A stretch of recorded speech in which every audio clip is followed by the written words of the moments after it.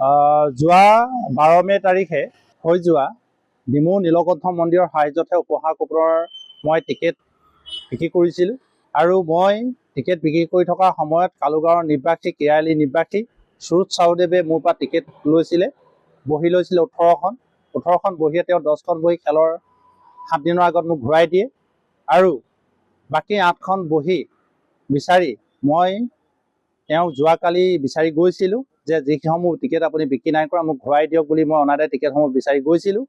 বিচাৰি যোৱা সময়ত তেওঁ মোক বহি নাই বুলি কৈ তেওঁ ওচৰৰ কাষৰ কিছুমান মানুহ মাতি আনি আৰু সাংবাদিক মাতি আনি সাংবাদিকক বিপথে পৰিচালিত কৰি তেওঁ মিছা তথ্য যোগান ধৰি মোক মিছাকৈ দালালি বুলি সমাজত ৰাজহুৱাকৈ তেওঁ প্ৰতিপন্ন কৰিছে।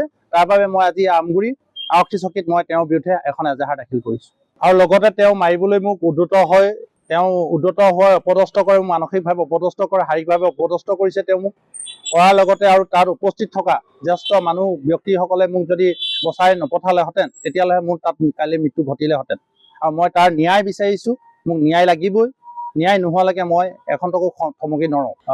যোৱা 12 মে তাৰিখে হৈ যোৱা ডিমৌ নীলকণ্ঠ মন্দিৰৰ সাহায্যতহে উপহাৰ কুপনৰ মই টিকেট বিক্ৰী কৰিছিলোঁ আৰু মই টিকেট বিক্ৰী কৰি থকা সময়ত কালুগাঁৱৰ নিবাসী কেৰালি নিবাসী সুৰুৎ চাওদেৱে মোৰ পৰা টিকেট লৈছিলে, বহি লৈছিলে 18খন বহিয়ে তেওঁ 10খন বহি খেলৰ 7 দিনৰ আগত মোক ঘূৰাই দিয়ে আৰু বাকী 8খন বহি বিচাৰি মই তেওঁক যোৱাকালি বিচাৰি গৈছিলোঁ যে যিসমূহ টিকেট আপুনি বিক্ৰী নাই কৰা মোক ঘূৰাই দিয়ক বুলি মই অনাদায় টিকেটসমূহ বিচাৰি গৈছিলোঁ।